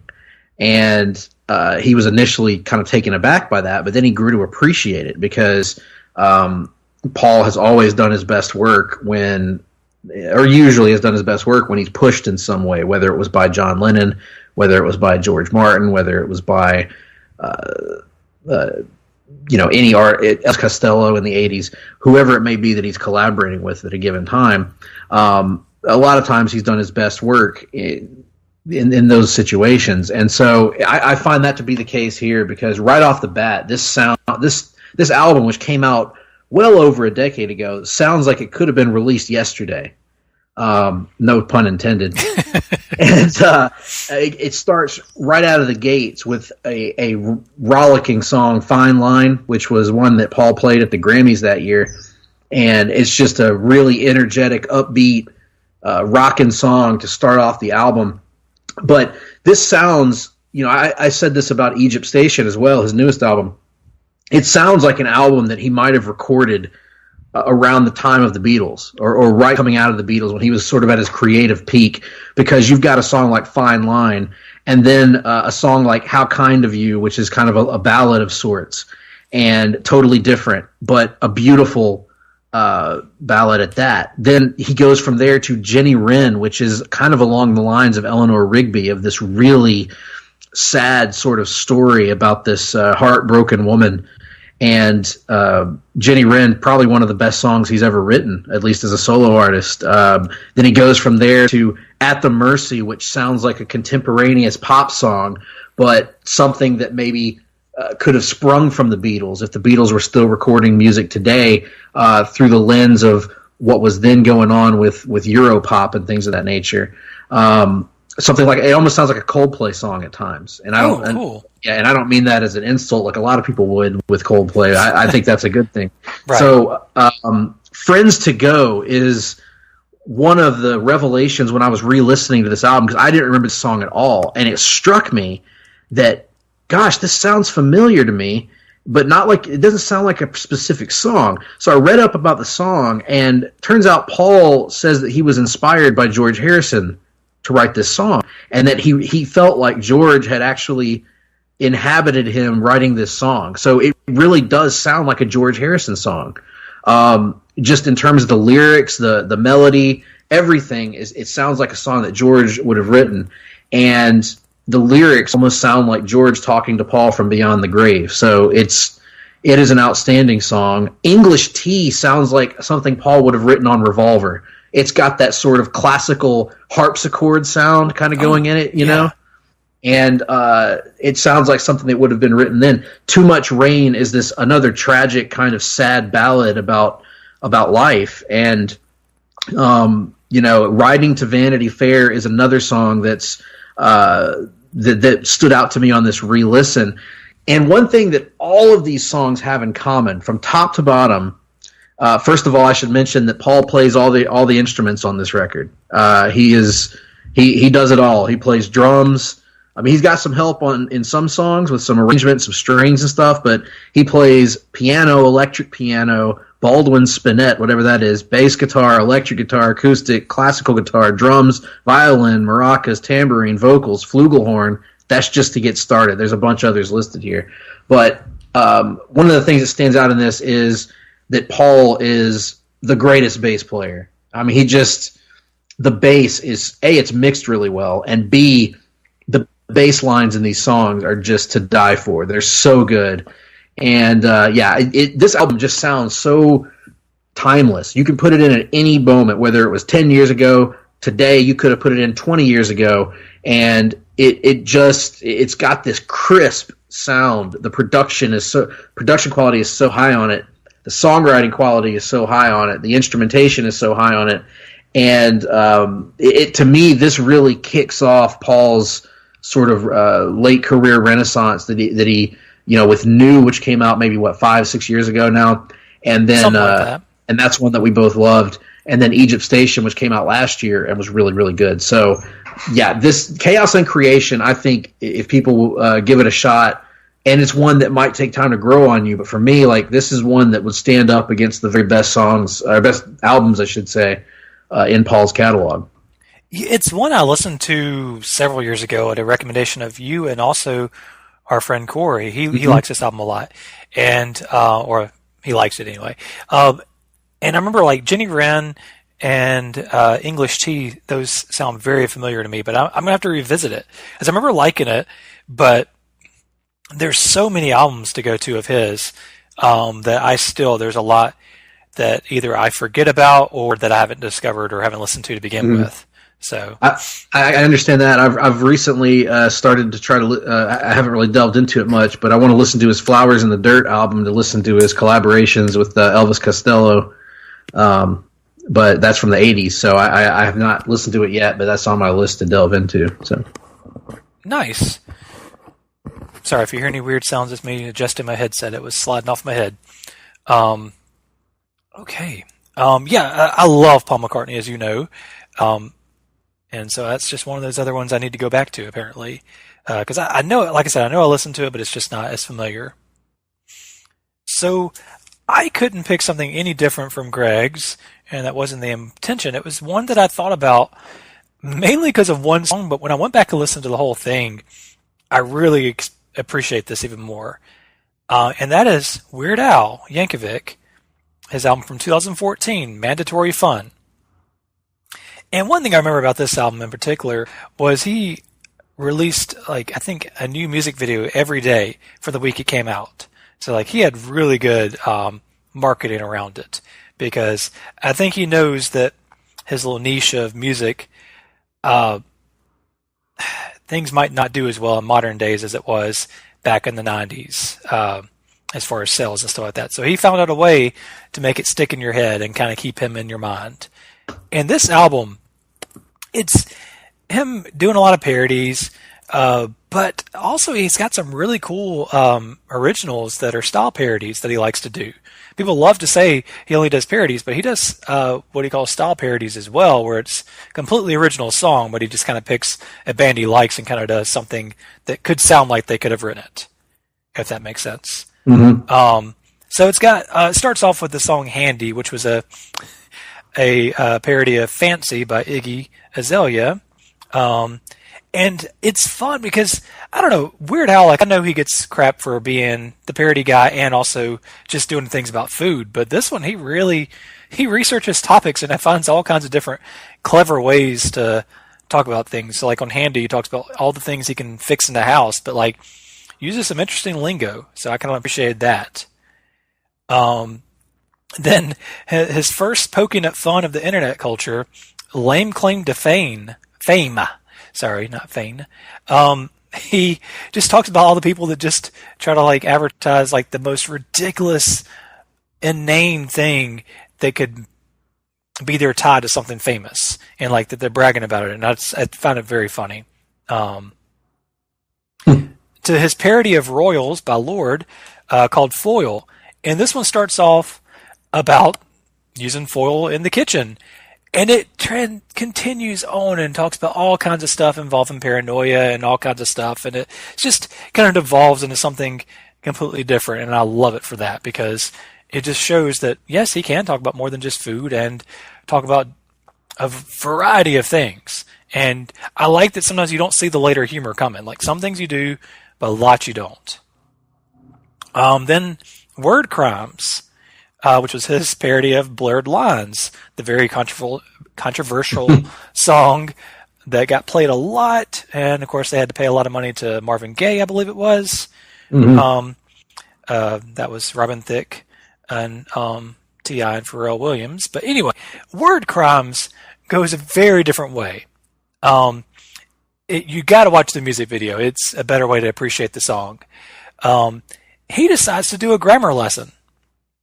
And he basically makes fun of people or of the patterns of incorrect grammar and stuff on the internet.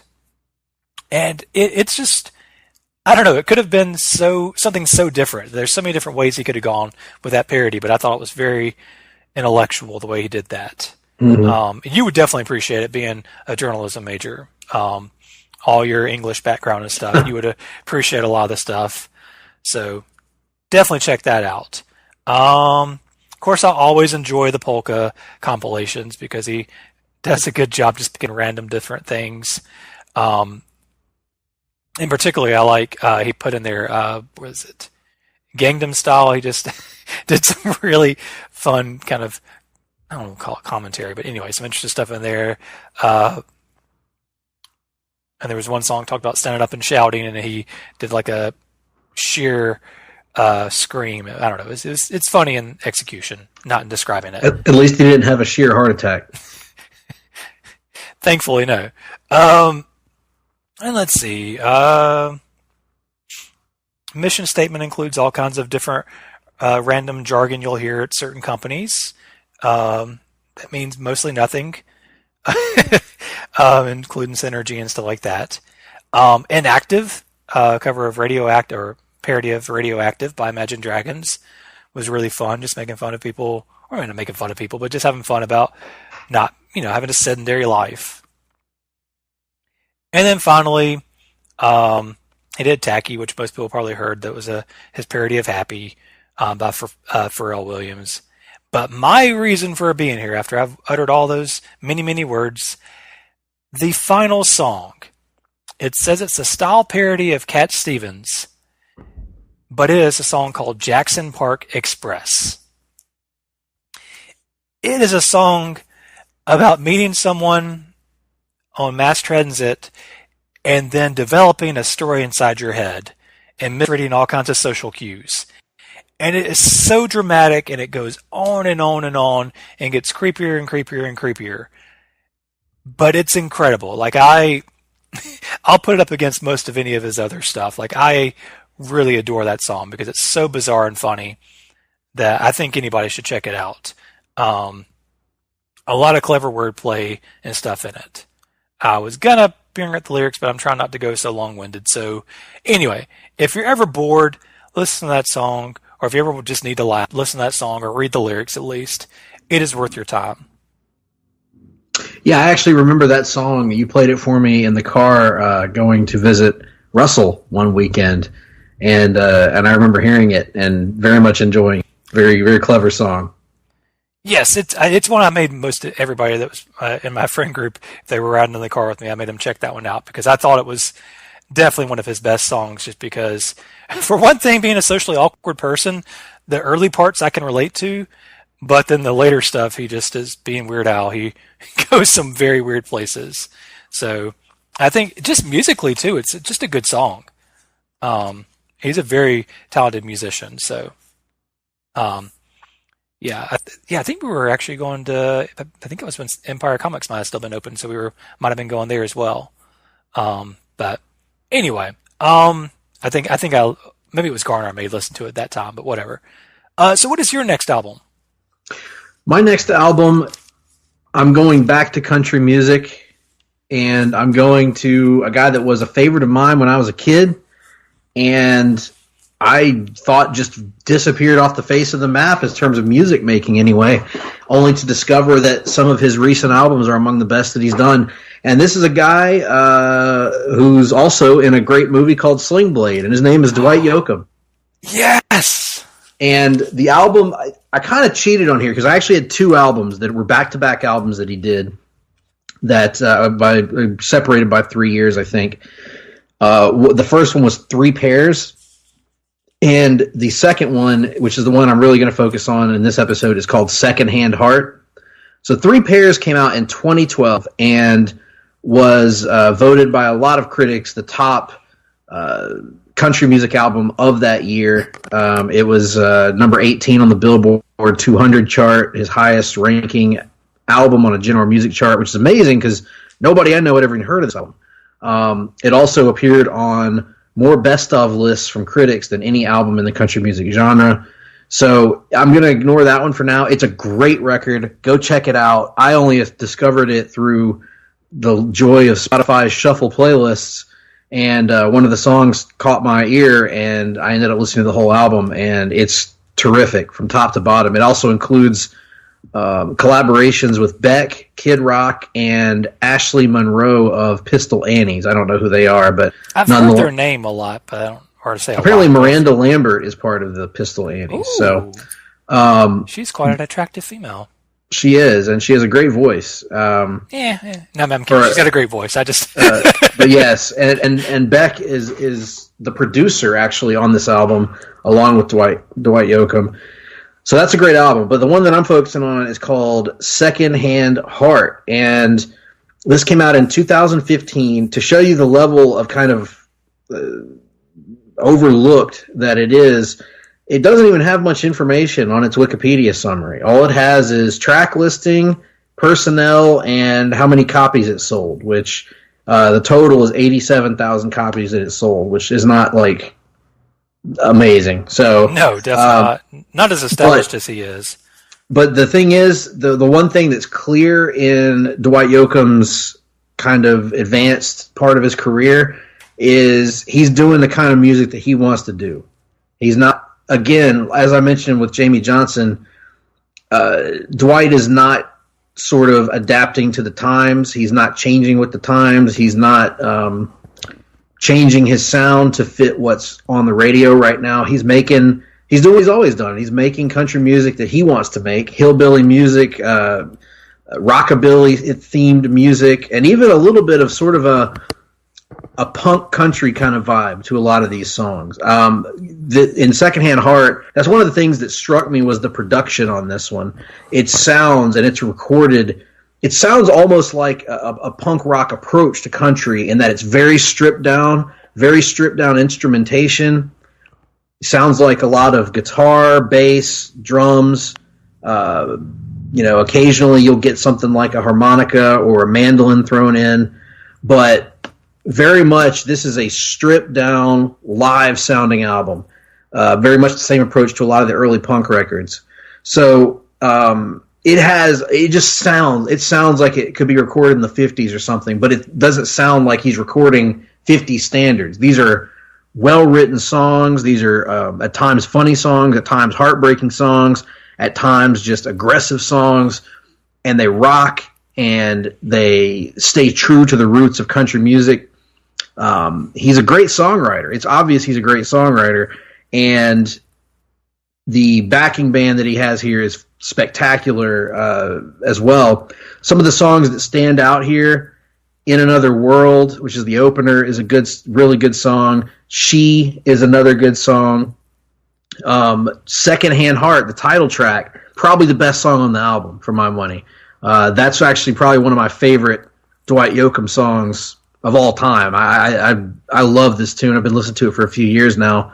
And he does a cover of Man of Constant Sorrow that I guarantee is a different version of this song than you've ever heard before. Who did that originally? That's a traditional song. That's actually the one that you would know is probably from "Oh Brother, Where Art Thou?" Oh, okay, yeah. So, and he does a song called "Liar," which is outstanding. This whole album, top to bottom, there's not a weak track. I listened to the whole thing today and really enjoyed it again. And it's one that flies under the radar for an artist who, when people think about his hits, they think about the 80s and the 90s. And so you think about probably his most famous album is Guitars, Cadillacs, Etc., which was, I think, his debut album, if I'm not mistaken. That was a song, as soon as you mentioned his name, that came in mind, was Guitars and Cadillacs. I can't do his voice. But that was pretty close. No. That was not at all. But yeah, so, and that's probably his most famous album. But of course, he had some huge hits in the 90s as well. But he kind of disappeared from the public eye, by and large. And I think this is a record that deserved to get him back on the country charts in a big way. And, it's one that I hope maybe if anybody's listening to this podcast that is a country music fan, or even if you're not a country music fan, but if you're just a fan of kind of roots music, maybe give this a shot and see what you think about it, because he can rock too. So this is my selection, my number 2 hidden gem here, Secondhand Heart by Dwight Yoakam. Now, I've got to ask you, because I know you take such great pride in it. Do you want to give the listeners a taste of your Dwight Yoakam voice? Gosh, let me see if I can strum it up here. Oh God, that was horrible. Sound like you were going to yodel there. I know, it almost turned into that. Yeah, hang on a second. Listen. Guitars and Cadillacs, hillbilly music. Not great, but the best I can do right now, I think. That's not bad. Much better than mine, which doesn't say much. But no, guys. I was with Greg when he first discovered his Dwight Yoakam voice, and he literally did it for the next 2 or 3 hours that night. Yes, this was like 2006 or 7. I remember it was a eureka moment. I had my digital audio recorder with me. Anybody that knows me knows that I fancy myself an amateur impressionist. So I had my little digital recorder with me, and I was so shocked that Dwight Yoakam was a voice I never could do when I was a kid I would always try it when I was young, and I could never get it. And I nailed the Dwight Yoakam voice. And so I recorded myself this night doing it, because I remember telling David, if I don't record it, I'll probably never get it back again. To my surprise, I think I've kept a pretty good one over the years, despite my performance on this show. But I think my Dwight impression is not bad at all. But it's amazing. It was like this moment where I finally got it. I got the vocal tics that I'd never gotten before. It's sort of like when you realize that the key to a Hulk Hogan impression is the "yo" at the very beginning. Once you realize that, it opens the door to the impression in a big way. Nice. Yeah, I need to check this out, because I remember some of his big hits back in the day, but outside of that, I don't think I've ever listened to much of his stuff. But to say a name, I remember being shocked when we were together at a restaurant, Santa Fe, and they played a Joe Diffie song several months ago, and I went down a Joe Diffie trend for a little while there. I have some of his stuff on my phone, and was shocked how many of the songs I actually knew and liked. I know the very different style of country, Dwight says. I was just one of those things that, like, it's fun to go back to and discover stuff. So I tell you, we are very different on this episode, which is quite all right. My next one continues the trend that I was not trying to do with this list and being a lot of modern albums or albums from the last 15 years or so. And that is an album from 2006 by Audioslave. Yeah. And that is the album Revelations. Mm-hmm. And I will say, I think this album sold very well, but I think it was quickly forgotten because I agree. They broke up not long after this album. For whatever reason, I don't know how they held it together to write this cohesive album, because it was definitely one that they found their sound even the best of their three. I still think maybe their first or second it might be their best album, but this, they found their sound, like really found a way to differentiate themselves from Rage Against the Machines and Soundgarden. Outside of two songs that kind of sound a little Soundgarden-y on this album, most of it's some of the best stuff they wrote. And they did it, but I think because they broke up not long later because of creative differences, people just seem to forget about it. And no, it didn't spawn the hits that the first or second one did, but it was really, really good. And no live performances for the most part of any of these songs. Yeah, that I'm aware of. I can't remember. Maybe he's done. I mean, I'm sure Chris Cornell did some solo tours and stuff, but I don't believe they ever, as a band, at least that I found on YouTube, played most of these songs live. So something like Moth, which is a great song. There's so many great songs on this record, but like Moth or Nothing Left to Say But Goodbye or something like that. We never got to hear them played in person, so I think a lot of people let that album kind of slip by the wayside. Right. Yeah, like the only thing off this album that kind of gave it more recognition was for the people that saw the Miami Vice movie, there were at least two songs off the album on the soundtrack, and it was so perfect for those scenes too. It was so atmospheric and rocking. But this album like delves a little bit into retro rock, which is something they normally don't do. But it's kind of got like a little funk feel more than, I mean, I know Rage had some funk in it, but this seems even more to bring in some 70s kind of funk with it. And I don't know, between Moth, Wide Awake, so good. Sound of a Gun. Yeah. Sound of a Gun's incredible. The opening part of One and the Same is awesome too. It's a good song, but like that opening is energetic and incredible. Wow. Yes. Wow. Yeah. It was one of the contenders for the opening of this episode, but I decided to go a little different route. But yeah, I re-listened to this multiple times yesterday, and so it was a very last-minute inclusion on this list. But I just adore this album. I adore Chris Cornell. He is such a tremendous loss. Losing him at such a young age. I will probably, spoiler alert, talk much more about him in the future because I know my first episode was dedicated to him and Chester after their unfortunate deaths. But there's just so much incredible stuff out there that it's great to go back and listen to. And Chris, one of the best voices out there. One song on this album I want to draw some attention to is Jewel of the Summertime, which is another one that always stands out to me. Shape of Things to Come, another one that I think was played in Miami Vice. I think that has a great groove to it. And of course, even the title track, Revelations, which I think probably got the most play due to it was on the Madden soundtrack that year. And it has that kind of bass groove going to it, the bass line of do doom do doom doom doom. Oh yeah, yeah. So very catchy album all around. I love this record so much. I remember when it came out, David. we were so excited to hear the music from it. Do you remember when we kept clicking on their was it their MySpace page or their Yes, website? and every time you went onto it, it would play Original Fire. So it'd be the original fire, the original fire. And I know that's more of a Barry Gibb singing it, but no, I want a Barry Gibb cover version of this album. But yeah, so we hear the same, and it wasn't the song; it was just the same beginning clip of that song. Right, it ruined that song for a while for me. Over again. Yeah, and so I ended up hating that song at first. Yes, and then in hindsight now, I actually like that song, but it took me years to like that song. Yes, we would just keep going back for different things, and it always auto just like a 5-second part of it or something, maybe 10 seconds, and it ruined the song for a while. I'm glad you remembered that because I was going to reference it anyway.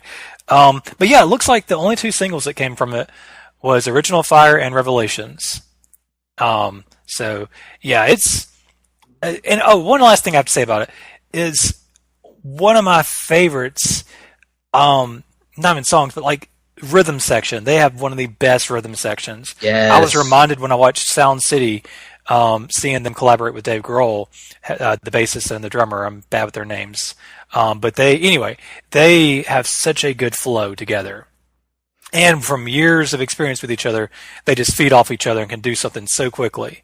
So, I don't know. Audioslave, if you've never checked them out much, give them a chance. Don't just think the singles are what they are. There's so much there in just 3 albums. Like a very short time they were together, and definitely one of my favorite supergroups. Can I give you a? I don't know when the next time is I'm going to do your podcast due to our schedules and everything. So right. Let me give a musical hot take because I probably won't remember it the next time I am on. This is my musical hot take. This does not reflect the opinion of David Sunday or Place to Be Nation as a whole. This is just Greg Phillips' opinion. I think Audioslave was better than Rage Against the Machine or Soundgarden. There we go. I said it. Yeah, I can endorse that. I definitely feel that way at times. Like I might prefer their music, but I don't know. Any hate mail can be tweeted to my Twitter address at JRsBBQ on Twitter. I will say that one thing I've noticed in recent years is I do like the fact that yes, there are some. Well, I don't like the fact, but there are some depressing Audioslave songs. But Audioslave isn't as depressing as the most successful Soundgarden stuff, because a lot of the super successful Soundgarden stuff is so depressing. It's weird. Their 80s pre getting really big stuff was more like super sexual and just weird, like hair metal kind of stuff almost. But their successful stuff was the more depressing stuff. And so I always love Soundgarden, and I love a lot of Rage. But I will say I listen to Audioslave more than both of those bands, or at least more than Rage for sure. Soundgarden, I did a deep dive back year and a half ago and kept doing that for a long time. I guess that was just after his death. So yeah, I kind of thought that was going to be your hot take there. So what is the last album on your list for tonight? The last album on my list, and again, these were presented in no particular order, but in full disclosure, when I thought about overlooked, underrated albums, this was the one that kind of popped in my mind. Not necessarily underrated by the majority of people, but certainly overlooked in the pantheon of this band, because this is not one of this band's best records. This is not a top 3 or even 4 album for this band, but it's still, in my opinion, a great album that it might be the last truly great original album that this band did. And I can get through a list, David, without mentioning my favorite band of all time, Led Zeppelin. And the album that I thought you were going to say Burt Bacharach. Burt Bacharach and his orchestra? Yes. No, they're a close second. They're ahead of the Beatles and the Stones. But I went with Led Zeppelin's 1976 album, Presence. Oh my! I thought about just going back to that album, or the one with Carousel Alhambra. No, that's In Through the Outdoors. Okay, yeah. I thought about listening to one of those and seeing how they held up to me for this very purpose, but I didn't end up doing it. So continue. Sorry. So In Through the Outdoor was their last official. Well, actually, there was Coda, but their last album of new studio material, all new material, was In Through the Outdoor in I think '79, and that album is very lackluster in my opinion. By their standards, there's still some great songs on it, no doubt, but it also has the worst all-time Led Zeppelin song, Carousel Alhambra. It also it kind of meanders at times. It's got a very synth-heavy sound at times, and it's just not Led Zeppelin to me in the way that their other. It would easily be my least favorite Zeppelin album. This one, Presence, their second to last original studio album before In Through the Outdoor, third to last if you count Coda, is one that gets overlooked a lot in the Zeppelin pantheon for numerous reasons. Number one, it's following Physical Graffiti, which in many people's minds, including mine, is the best Led Zeppelin album. It's following a string of albums that goes back to their debut. Think about this murderer's row of records to start your career. Led Zeppelin, Led Zeppelin 2, Led Zeppelin 3, Zoso, Houses of the Holy, Physical Graffiti. And this is their follow-up to Graffiti. They'd been out of the studio for quite some time. They'd had a lot of stuff going on. And they come back in towards the end of '75 to record this. And music was changing. Punk rock was taking over, was becoming very popular. Ironically enough, appropriately enough rather, for this list, this was the lowest selling studio album by the band. So,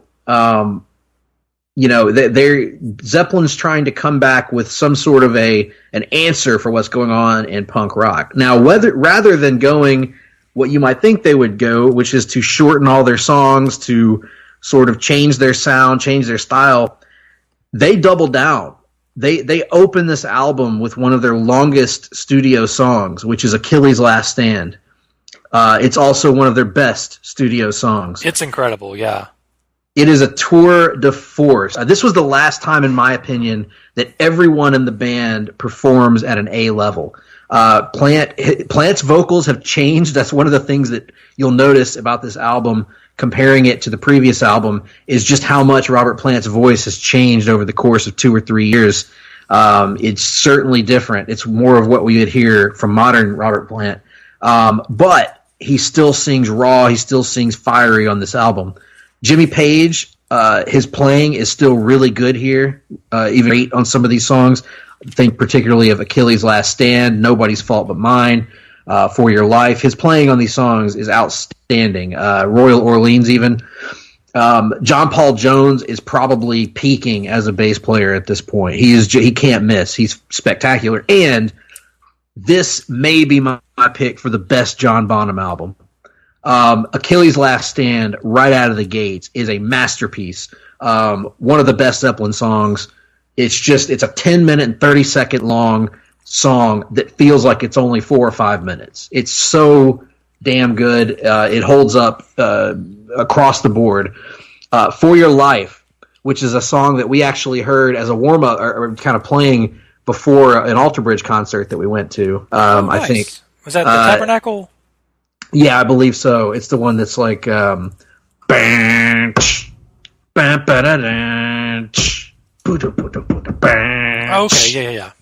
yeah.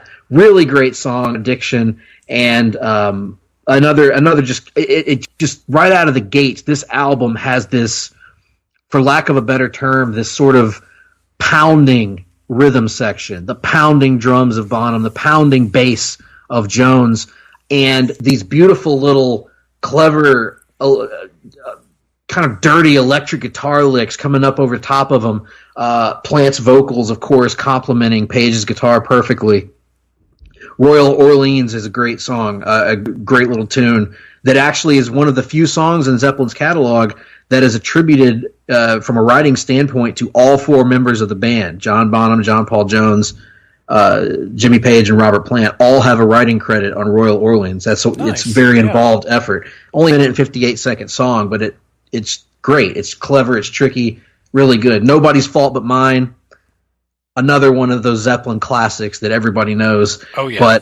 But one that stands out for the guitar work and the drums in particular. Candy Store Rock is a throwback 1950s style song. that is really a showcase for Robert Plant more than anything else, and Jimmy Page. But another fun song from them, "Hot's On for Nowhere," has a really interesting drum beat to it, drum pattern to it, where it kind of makes you think it's going in one direction, goes in another direction. Funk guitar layered over top of it, and then "T for One" is that Zeppelin 9 to 10 minute long blues song that they like to put on these records. This was sort of an updated "Since I've Been Loving You." It's not as good as "Since I've Been Loving You," but it's still really, really good. And another one of those, again, probably the last classic Zeppelin blues song that was a new studio recording. So top to bottom, I think this is a record that is much better than its reputation. It's the least bought Zeppelin album. It's the least talked about Zeppelin album, but it's one that I think was, I think it's much better than its follow-up, which gets more praise and more attention. I think there's not a weak track on this record for my money. I listen to all of these songs and love them all. I think if there is a weak track, the weakest one is probably "T for One," actually, but they're all good songs. And in the case of Achilles, in the case of "For Your Life," in the case of "Nobody's Fault But Mine," I think they're three all-time great Zeppelin songs. And "Hot's On for Nowhere" and "Royal Orleans," if we ever do a list of underrated hidden gem songs, might make my list. So yeah, David, for me, I knew when we did this list, I had to get this album on here, because this is an album 10 years ago, I didn't like this album. This was always one of those Zeppelin albums that I didn't listen to, that I dismissed as late era Zeppelin, where Plant's voice sounds weird and they just don't sound like themselves, and I wrote it off. And then in the last decade, I've had a chance to listen to this repeatedly over the years, and every time I listen to it, I like it more. It's an album that actually raises in my esteem the more I listen to it. And it's never gonna crack those classics that I mentioned earlier. It's not gonna crack what they did from 68 to 75. But I would take this over just about any hard rock album that has come out. Essentially, that's how much I love Zeppelin. But I love these guys so much, and this album represents them still at their peak, still at their pinnacle, before drugs and alcohol and everything else kind of took its toll to me on the last record. Nice. It's one I know I've listened to, but I know I'll probably know at least half of these songs off listening, going back to.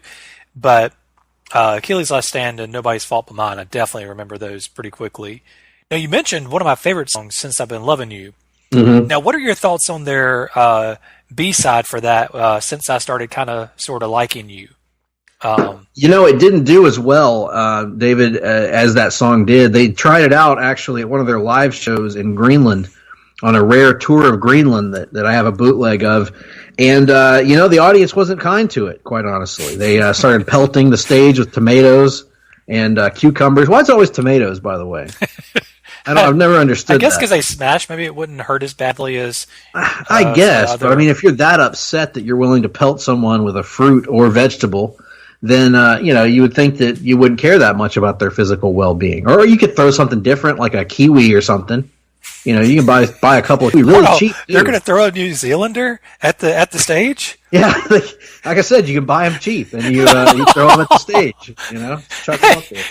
Hey, I think somebody on the Pop Network has at least a few Kiwi listeners. I mean, better be nice that's us, and that's actually us over at the HTF Studios because of my great New Zealand accent that I'm able to affect at a moment's notice.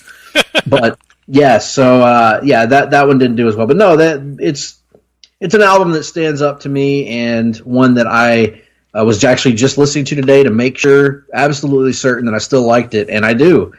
And I would invite people to listen to it and give it a fair shake, and let me know your thoughts. I know one criticism that I agree with is there's a couple of these songs that probably could have been, not Achilles, but there's a couple of these songs that probably could have been shortened a little bit, but they're still great songs. And that's ultimately what matters to me. Right. Yes, I'm not trying to take away attention from the album at all, but that came to me, and I was like, I have to share that. It's funny, at least to me. The whole non-committal nature of it would have been great. I mean, it's probably truly how they felt about some of the groupies, so, you know. No doubt. They wrote a song on Physical Graffiti called Sick Again that is about encounters with groupies, so. Nice. Well, I think you might have figured this one out, maybe not. I think you mentioned this band probably would be on my list. It is the band Silverchair, and it is their very last album, Young Modern. Young Modern! I was going to make a Young Modern joke in the last track, the last album you mentioned, David, because you said something about modern, and I was almost said Young Modern, and I was like, I'm going to hold on this. He might put it on his list. This almost made my list as well. Nice. Yeah, I remember you liking this one a good bit because I remember introducing it to you because this album took a while to grow on me. I remember it came out internationally I'm going to say a long time, a good bit before it came out in America. So I remember through MySpace or something, I was checking it out, and at first I was just like, ooh, I don't know about this. And but of course, when it was available in America, I bought like the deluxe edition with the DVD behind the scenes and everything. Which, by the way, was one of the most disappointing little behind the scenes. It was like 21 minutes. So not kind of worth the extra money for that disc. It was like, anyway, a lot extra. But this album is so great. And one thing you got to appreciate about Silverchair, they start out as a hard rock band. They progress in a little bit more towards metal on their second album. Then they bring an orchestra on their third, a lot more orchestra on their fourth. This fifth one, there's some orchestral moments on it, but you never would have heard any of those first couple albums and ever thought they would have made it here. Like, it's almost like Europop or something. Yes, you know, at times. But it also has some kind of classic rock feelings at times in the orchestra. It is such an interesting album. It starts out. Hold on. The first song I'm not crazy about. That's Young Modern Station. It's probably the weakest one. But then it goes into one of their greatest singles, Straight Lines. Yeah, I was going to say that song and that video really stand out as one of their great works to me. And one thing I love about this album is he finally looks healthy, because I know he went through anorexia problems in the late 90s, early 2000s. Then his rheumatoid arthritis made it difficult for him to tour around Diorama. This is Daniel Johns, the lead singer. Yes, Daniel Johns. He had a lot of health problems, but this one he finally, he'd put on some muscle. I think he got some treatment probably for some addiction problems, most likely.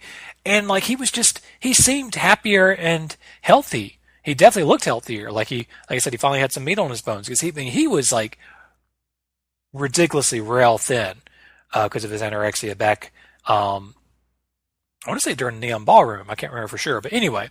So to see him look happy, healthy, writing some music that sounded a little more hopeful, because they have some ultra depressing stuff in their catalog, but this album, it's got a lot of hope in it. If You Keep Losing Sleep is a bizarre song, but it's beautiful. Reflections of a Sound is beautiful and very catchy. Then it kind of almost turns briefly into like a Beatles album with songs with different movements and stuff. Those Thieving Birds, Strange Behavior, and it closes out with Those Thieving Birds Part 2. You got to listen to it. If you can appreciate different music, try it out. Waiting All Day, The Man That Knew Too Much. There's just some awesome stuff here.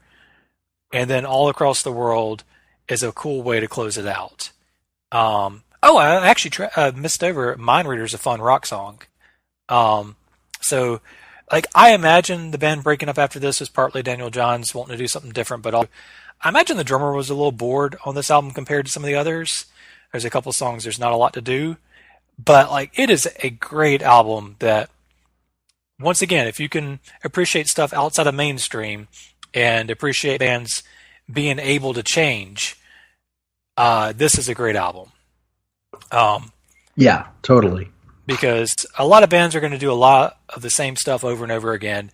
Daniel Johns is one of the most creative musicians out there. He, at least in the modern era, he gets sick of doing that. Like, he can't stand doing that. And honestly, I think he hates most of their early music, or at least the first album or two. Definitely the second one. He was talking about that one being just a bad time, and he looks bad, just feels it's childish. That was Freak Show, the album. But anyway, yeah, it's a great album. Like I said, it might not hit you immediately, but if you let it play a couple times, I guarantee at least a couple of tracks could hit with you. Yeah, I agree with this. It's a record that I know a lot of us were probably like taken aback by the first time that we listened to it, because we're like, wow, this is not the sound we would have expected coming from Silverchair. But again, I think that's the point to your what you were saying a moment ago. I think Daniel Johns and Silverchair are a band that a lot of people probably haven't thought about since the 90s. But if you follow their discography, they change with each album. Every album for them is either a progression or just going in a different direction and trying something new. And they don't do it to be gimmicky. They don't do it to be, again, trendy. They do it because they want to be musically challenged. They don't want to fall into the rut of doing the same music over and over and over again. And Young Modern, to me, is one of my favorite of this style. This style of music isn't necessarily my thing per se, but the way they pull it off on this record is fantastic. And I say style, but it's hard to even pin it down to one particular style to what you were saying earlier. And yeah, it's a great album, great record, and I would recommend people to give it a try too. It may not be your thing, but at the very least, it should give you some awareness and respect for this band, because we may never get another Silverchair record. What they gave us was several really good albums that I would never have heard of if not for my friendships with you and Russell and Sam Neely. Yeah. You guys really turned me on to this band, particularly the Diorama album. And I went back and listened to their older stuff. I knew the song, was it called Tomorrow? Their hit from the first album. But I had not heard anything else from them. So going back and listening to all their other albums, I've come to appreciate them as sort of a modern band that takes more chances than most others are willing to take. So, big fan of this album.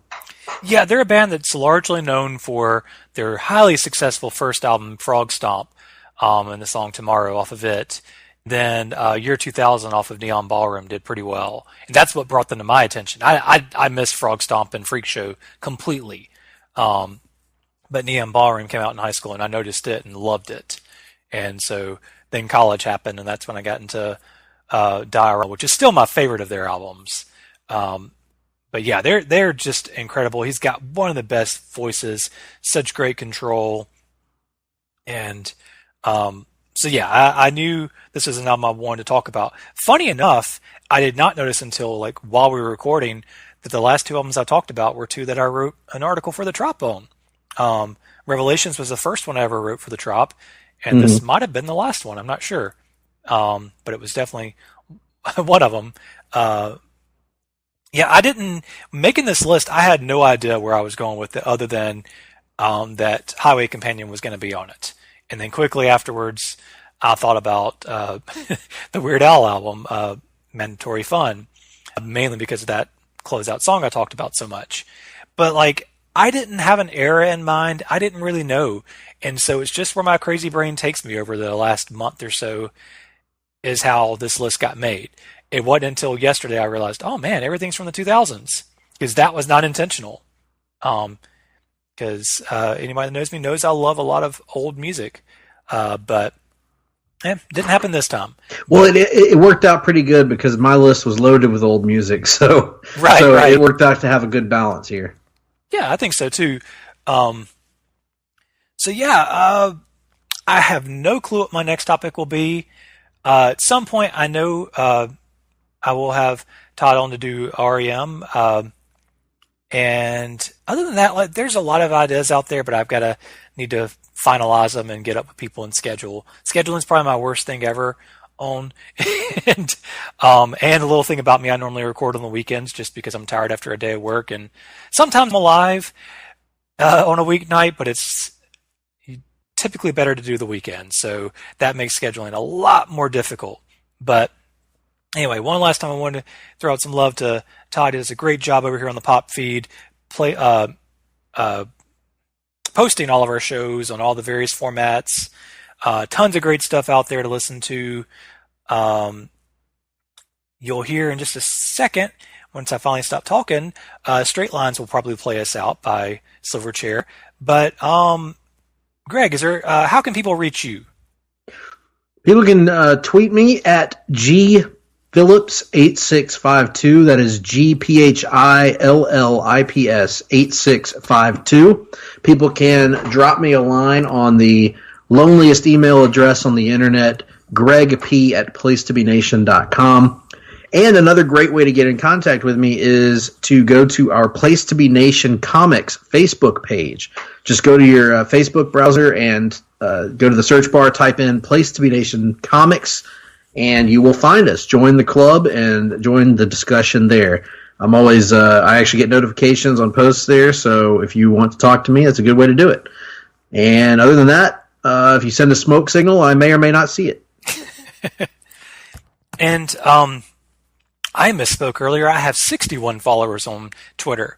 That's a little bit higher than 51. You can find me if you want to speak to me, Sunday Groove PTB on Twitter. I plan to get a little more active on there in the future. I'd taken a little time away from it, but I kind of want to get back to it. You can definitely find me, David Sunday, on Facebook. If you do add me, send me a message, because if I don't know who you are, don't have any mutual friends, I'll definitely want to have a conversation before adding you on that kind of social media. Twitter, of course, anybody can follow me. But if you listen to the show for real, do reach out. I love hearing from people. And as I've said before, if you want to do it in a public forum like Twitter, or if you just want to message back and forth, that's cool too. I just love getting feedback. So I know some people are very private people and don't do a lot of social media. So anyway, I appreciate everybody for listening. Greg, thank you so much for guesting. You're always a whole lot of fun on here. And like I said, pay attention to the Pop and Wrestling feeds. There's tons of great stuff on there. And who knows what I'll be doing in the future. Like I said, I'm trying to stay monthly and not do the same thing over and over again. So who knows what I'll have next month for you. But I'll definitely be back. So y'all take care, and I will catch you in the road.